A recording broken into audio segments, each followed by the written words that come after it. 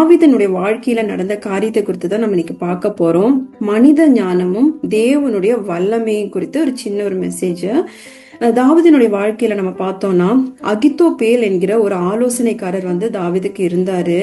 தாவீதினுடைய வாழ்க்கையில அவர் எடுக்கிற எல்லா காரியத்திலும் இவர் ஆலோசனை கொடுக்கிறவரா இருந்தார் இந்த அகித்தோப்பேல். அகித்தோப்பேலினுடைய ஆலோசனை பற்றி நம்ம பார்த்தோம்னா, தேவ வார்த்தை போல அவ்வளவு மதிக்கப்பட்ட வார்த்தைகள், ஞானமுள்ள ஒரு மனுஷனா தான் இந்த அகித்தோப்பேல் இருந்திருக்கிறாரு. 2 சாமுவேல் 16:23 16:23 நம்ம பார்த்தோம்னா, அந்த நாட்களில் அகித்தோப்பேல் சொல்லும் ஆலோசனை தேவனுடைய வார்த்தை போல் இருந்தது அப்படின்னு சொல்லி வசனம் சொல்லப்படுகிறது. அப்ப அகித்தோப்பேல் கிட்டதான் இது என்ன ஒரு டிசிஷன் எடுக்கிறதா இருந்தாலும் தாவீது அவரிடத்துல கேட்டு அது கரெக்டா அவருக்கு ரீச் ஆகும், அதுக்கேற்றபடி தாவீது செஞ்சுட்டு இருந்தாரு. நம்ம இங்க பார்த்தோம்னா, தாவீதினுடைய மகன் அப்சலோம் ராஜாவாக வர போறார்னு சொல்லி தெரிஞ்ச உடனே தாவீது என்ன செய்யறாருன்னா, தாவீதினுடைய குடும்பத்தையும் தாவீதோடு கூட இருந்த எல்லாரையும் கூட்டிட்டு அவருடைய மகனை பயந்து அவர் தப்பித்து அங்கிருந்து செல்றாரு. அப்போ இந்த அகித்தோப்பேல் ராஜாவுக்கு நல்ல ஒரு ஆலோசனைக்காரரா இருந்தாரு தாவீதோடு கூட. தாவீதுக்கு ஒரு பிரச்சனை, அவருடைய மகன் வழியாக ஒரு பிரச்சனை வருதுன்னு தெரிந்ததுமே இந்த அகித்தோப்பேல் என்ன பண்றாருன்னா, அப்சலோமோடு கூட சேர்ந்து அவருக்கு ஆலோசனைக்காரராக அங்க மாறுறாரு. தேவனால அபிஷேகம் பண்ணப்பட்ட தாவீதோடு கூட இத்தனை நாள் இருந்த இவர் அகித்தோப்பேல் என்ன செய்யறாருன்னா, இப்பொழுது அப்சலோம் இடத்துல தாவீதுக்கு விரோதமாக பிளான்ஸ் கொடுக்கறதுக்காக, தாவீதை அழிக்கிறதுக்கு உண்டான பிளான்ஸ் கொடுக்கறதுக்காக அப்சலோமோடு கூட இந்த அகித்தோப்பேல் ஜாயின் பண்றாருன்னு சொல்லி நம்ம இங்க பாக்குறோம். அப்ப இந்த ஒரு இக்கட்டான ஒரு சூழ்நிலை தாவீதுக்கு தெரிஞ்சதுமே, தாவீதோடு கூட இந்த மனுஷன் அந்த அகித்தோப்பேல் கூட இருந்து அவருக்கு ஒவ்வொரு காரியங்களும் அவர் சொல்லிட்டு இருந்தாரு. ஒரு அட்வைசரா, நல்ல ஒரு அட்வைசரா அவர் இருந்தாரு. ஆனா அவர் இப்ப அப்சலோமோடு கூட இருக்கிறாருன்னு தெரிஞ்ச உடனே தாவீதுக்கு ரொம்ப சங்கடமாய் அவர் என்ன செய்யறாருன்னா, தேவனிடத்துல ஒரு ஜெபத்தை அவர் ஏறெடுக்கிறாரு. அந்த ஜெபம் பார்த்தோம்னா ரொம்ப சின்ன, ரொம்ப சிம்பிளான ஒரு ஜெபத்தை தான் அவர் ஏறெடுக்கிறாரு. 2 சாமுவேல் 15:31 பார்த்தோம்னா, கர்த்தாவே அகித்தோப்பேலின் ஆலோசனையை பைத்தியமாக்கி விடுவீராகன்னு சொல்லி தாவீது தேவனிடத்துல ஒரு ஜெபத்தை ஏறெடுக்கிறாரு. தாவீதனுடைய ஜெபத்தை எப்படி தேவன் கேட்டார்னு சொல்லி நம்ம பார்ப்போம். 2 சாமுவேல் 17:1-4 வரை இருக்கிற வசனங்களை நம்ம பார்த்தோம்னா, அகித்தோப்பேல் என்ன செய்யறாருன்னா, அப்சலோம் கிட்ட போய் அவருக்கு ஐடியா கொடுக்கறாரு. நம்ம எப்படி தாவீதை நம்ம எப்படி கொல்லலாம், தாவீதை நம்ம போய் சீக்கிரமாக கொன்று அங்க இருக்கிற எல்லா ஜனங்களையும் நம்ம இங்க கூட்டிட்டு வரலாம்னு சொல்லி அகித்தோப்பேல் அப்சலோமுக்கு ஐடியா கொடுக்கறாரு. அப்ப அந்த ஐடியா அப்சலோமுக்கு ரொம்ப பிடிச்சிருந்துச்சு. அதை கேட்டதுமே அவருக்கும் அவரோடு கூட இருந்த 4வது வசனத்தை பார்த்தோம்னா, அவருக்கும் மூப்பரின் பார்வைக்கும் நலமாய் தோன்றினதுன்னு சொல்லி சொல்லப்படுகிறது இந்த ஐடியா. ஆனா இங்க தாவீது என்ன செஞ்சிருக்கிறாரு, தேவனிடத்துல கேட்டிருக்கிறாரு.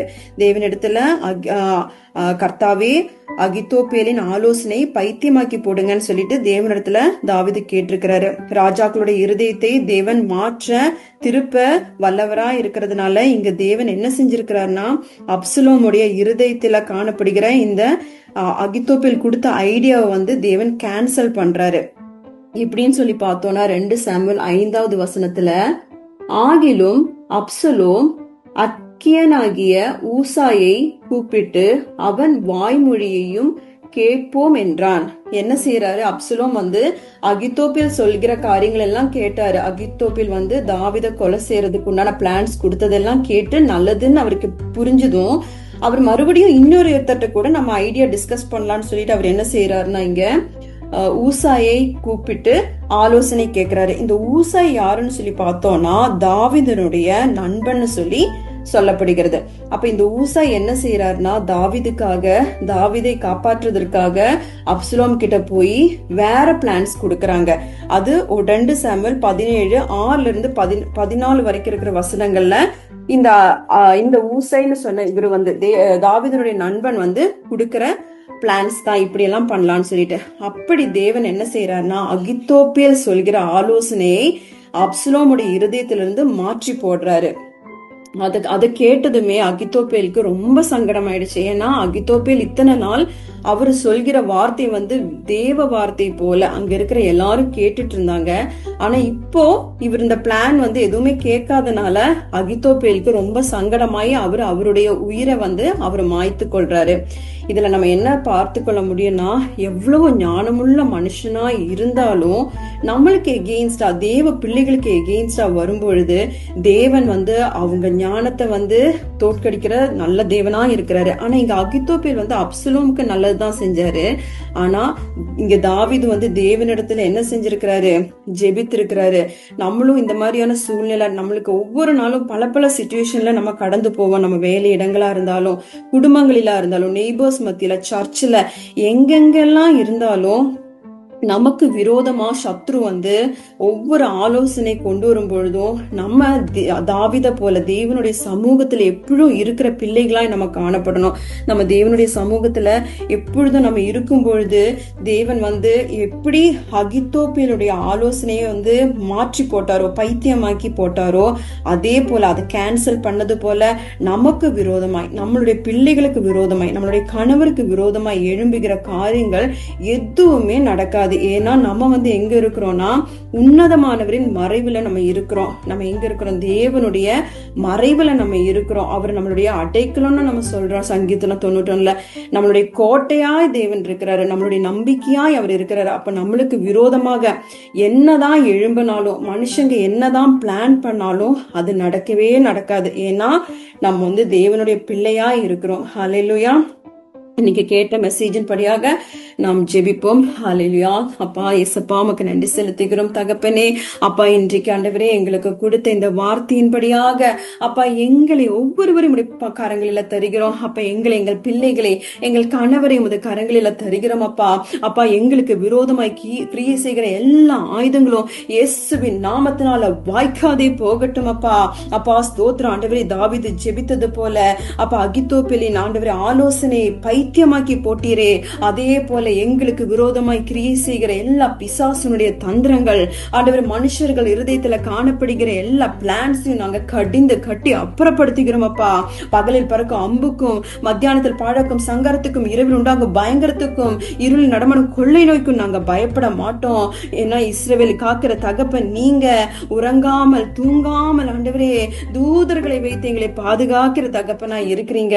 நாங்க ஒன்றுக்கும் பயப்பட மாட்டோம். அப்பா எங்கள் ஒவ்வொருவரையும் உடைய பாதத்துல நாங்க அர்ப்பணிக்கிறோம்.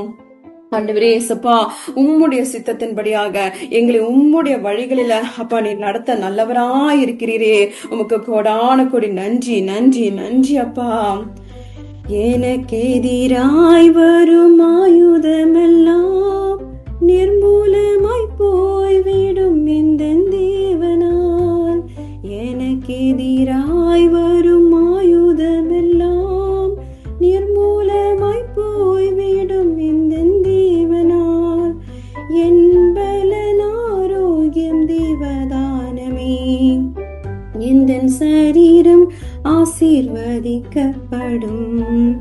என் பலன் ஆரோக்கியம் தேவதானமே, எந்த சரீரம் ஆசீர்வதிக்கப்படும். எந்த தேவனால் நிச்சயம் நான் ஆசீர்வாதம் பெற்றுக் கொள்ளுவேன். உந்தன் வசனம் கை கொள்ளுவேன் நான். உந்தன் வழிகளில் நான் நடந்திடுவேன். உந்தன் வசனம் கை கொள்ளுவேன் நான். உந்தன் வழிகளில் நான் நடந்திடுவேன். ஆமென். அப்பா ஆண்டவரே, எங்களுக்கு விரோதமாய், எங்கள் பிள்ளைகளுக்கு விரோதமாய், எங்கள் கணவருக்கு விரோதமாய் உருவாக்கப்படுகிற எல்லா ஆயுதங்களும் அப்பா நீர் வாய்க்காதே செய்த கிருபைக்காய் ஸ்தோத்திரிக்கிறோம். உம்முடைய கண்மணிகளை தொடாதபடி உம்முடைய கண்மணியை போல நீங்க எங்களை வைத்திருக்கீங்க. எங்களுக்கு வர வேண்டிய சகல ஆசீர்வாதத்தையும், சகல நன்மைகளையும், சகல சுகத்தையும் அப்பா இயேசு கிறிஸ்துவின் நாமத்தினால அப்பா இந்த மெசேஜின் வழியாக நாங்க ரிசீவ் பண்ணிக்கிறோம். அப்பா இயேசு ரட்சகர் ஜெபிக்கிறோம் ஜீவனுள்ள நல்ல பிதாவே. ஆமென்.